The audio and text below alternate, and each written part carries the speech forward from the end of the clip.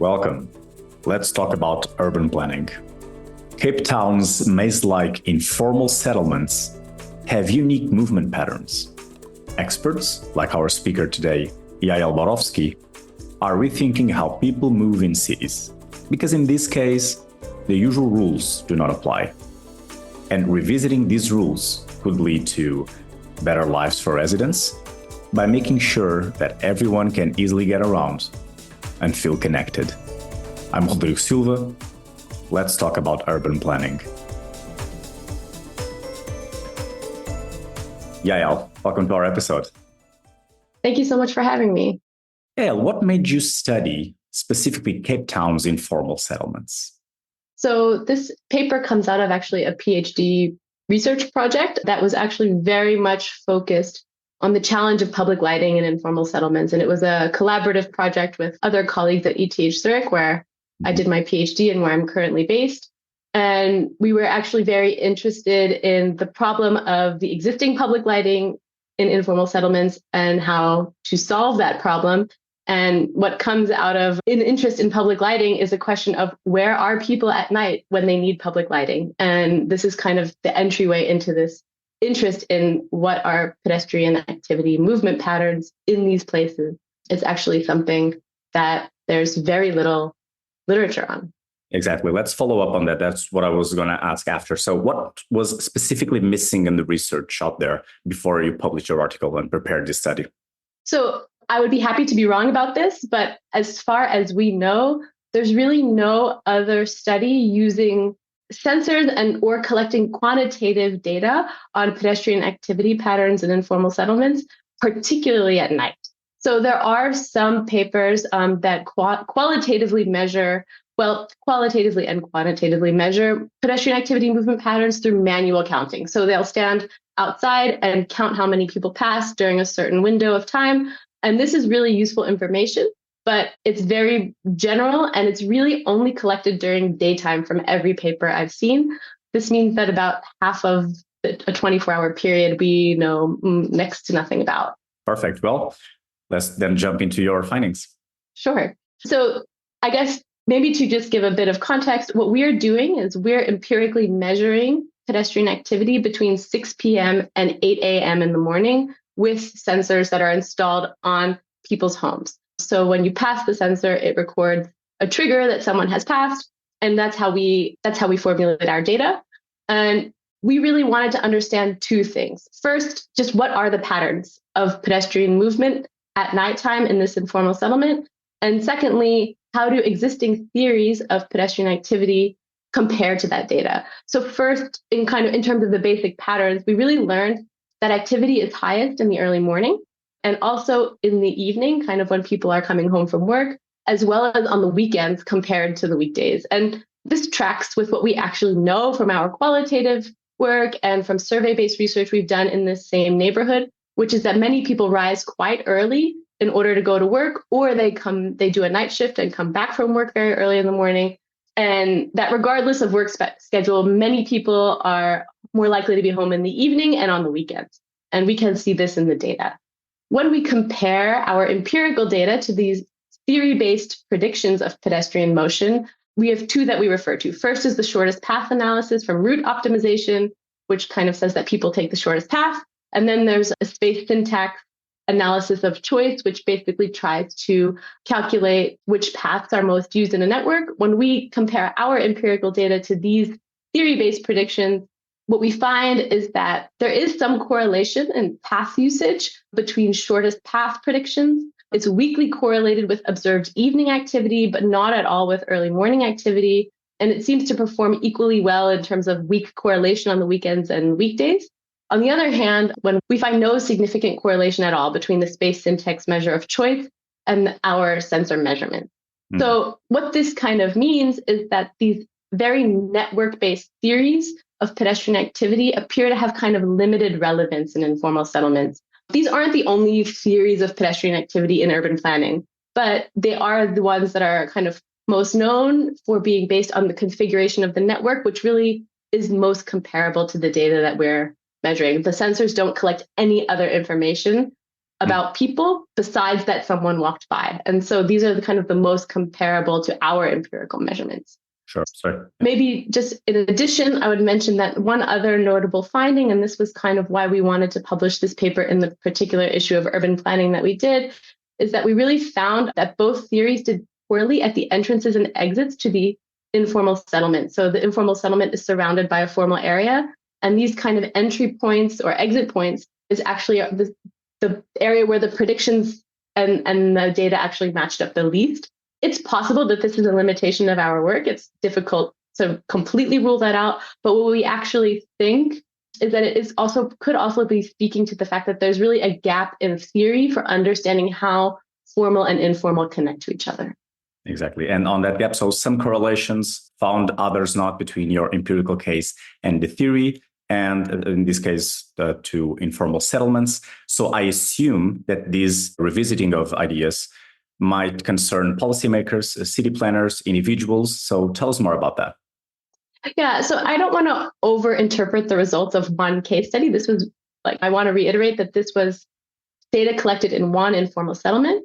But I do want to highlight a couple of thoughts, which is first that access to all kinds of infrastructure in informal settlements is pretty much across the board a serious problem, not to mention issues with disaster risk management, all of which require planning and policy. And these kinds of decisions can be heavily informed by where people are and which paths they use. And that currently seems to not be information that's very easy to get a hold of for planners. So I think this paper kind of shows a way to do that and that it can be very insightful. I mean, just to give the example of toilets, which is a very big issue in the informal settlements in Cape Town. In many informal settlements, access to toilets is through some sort of shared sanitation infrastructure, which means residents have to walk outside at night to use the toilet. And so you can see how understanding which paths people prefer to use would really maybe inform decisions about where to site these types of shared infrastructure to make it so that it's more easily accessible for the most number of people. And I just also want to say that our study also highlights the importance of how studying these patterns could really also improve upgrading plans. So not just kind of responses to the infrastructure needs in informal settlements, but also plans for upgrading, which is part of informal settlement policy and planning in some cities. Our study also shows that it's really important to be careful when applying theory that's predominantly tested in very different contexts to informal settlements. And this is really important for policymakers and practitioners because they're the ones who take the theory to the field. And I think that this can be really challenging because informal settlements have a set of characteristics that are very different from the formal areas of cities. And I think this study really highlights that. Mm-hmm. Another takeaway is that while sensors have several limitations, especially in informal settlements, and I'm happy to talk about that, they also have the potential to confer large policy and planning benefits that could really improve the way people experience informal settlements, particularly in settings where it's otherwise difficult to collect information, such as at nighttime. If you don't live in an informal settlement, it can be very challenging to work there at night. And these sensors are kind of a nice conduit for residents to be able to kind of make known what is going on, what is their experience at this time of day. So I think these are kind of the most key takeaways for urban planners working in the informal settlement space. And maybe just my last point on that is that what we really learned from our broader research is that nighttime is a real serious source of worry and stress for the residents of the informal settlement we study. I suspect that's true for residents of other informal settlements. It really seriously impacts their perceived quality of life, possibly also their physical and mental health. And so I think this is a major call for policy to address this through better understanding of how people are moving in these spaces at night. Oh, that's great. Is this policy impacts that makes, and your reflections, the ones as you did, that makes these episodes very rich. I want to take a couple steps back to what you said before, and actually several times, and I want to follow up on that. You indicate in your study, because when I read it and here in our conversation, some issues and limits to sensor data, some time limitations, some study area size that require further investigation. So let us know more about research limits of your study and what's ahead of us to study. Yeah, so maybe I'll highlight especially this in the limitations linked to the sensors, because I think those are a bit less dry. So like I mentioned before, our pedestrian motion sensors essentially work by detecting thermal differentials. So that means that they basically detect if someone or an animal, could be too, but mostly people, with body heat pass the sensor. It then senses, okay, here's someone with a temperature above a certain level, and it causes a trigger. So despite several pilot tests in informal settlements, in this informal settlement, the final sensor that we ultimately implemented in the end could not collect accurate data during the day. And it was really difficult to figure out what exactly went wrong. But we believe that the reason is because of thermal interference from the surrounding building materials. And so basically, after a lot of testing and validation, we realized we can only really be certain of the data in the early evening hours into the early morning hours. So between kind of civil twilight times.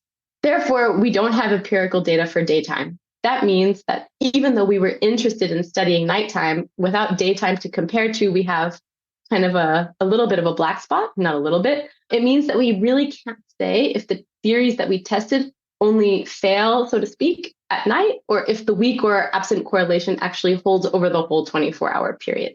And I think that would be something I would really like to be able to fix about the study. In addition, while we intended to install enough sensors to cover the whole path network in this neighborhood, some sensors were stolen, some sensors didn't function properly, and therefore we have missing data for certain parts of the network. And while I suspect that this would not have a large influence, we can't say that for sure. And that's important to be really transparent about. We don't know if the correlations would somehow be different if we had a measurement for every single segment within the network. That's just the reality of testing out something new. There are some limitations also linked to how we calculated the theory-based predictions. I think it's a bit dry. So I would encourage readers or viewers to read the paper. But I will say that one challenge is really defining your study boundary. So we didn't just limit it to the informal settlement when we did the theory-based predictions. However, when we measure with sensors, we only measured the path network within the boundary of the informal settlement. And this can have implications for how the calculations are done. Well, not how that we actually execute the method, but how the calculations turn out. It can, depending on the size, especially with space syntax, depending on the size of the study area, I think you can get quite different results. And I think this is something that we try to make very clear in the paper, and why when I talk about these kind of very interesting findings at the border, I think this is kind of a good jumping off point for more research, because I don't think it's very well theorized what is happening at the border between formal and informal areas, and how do these connections or lack of connection work. But it could also be that we would see different results if we had used a different kind of boundary box for the geography that we're looking at. So not only some tips for future research, but apparently many paths still ahead to find out. There's always more research. Always. Yael, the most challenging part of this episode, if you could sum up this conversation in 1 or 2 sentences, what would it be? I think I would sum it up, first of all, by setting the context that informal settlements are not temporary in countries that are experiencing rapid urbanization. And actually, predictions are that they're going to grow immensely in the next 10 to 30 years. And so if we want to think about planning questions related to service provision, like what are pedestrian activity patterns, which is something, by the way, that planners study in great detail in formal areas, it's essential that we also study them in informal settlements in order to ensure well-being and quality of life in these neighborhoods. And by looking at these patterns, we have the chance to better inform all kinds of different decisions that really impact people's daily life, the way their habits and their enjoyment and of their everyday experience. Great episode, Yael. Thank you very much. Yeah, thank you so much for having me. It was really great to have this opportunity. This podcast is powered by Cogitatu Press. You can listen to this episode on the Let's Talk About Urban Planning website, on Cogitatu Press YouTube channel, and whatever you get your podcast.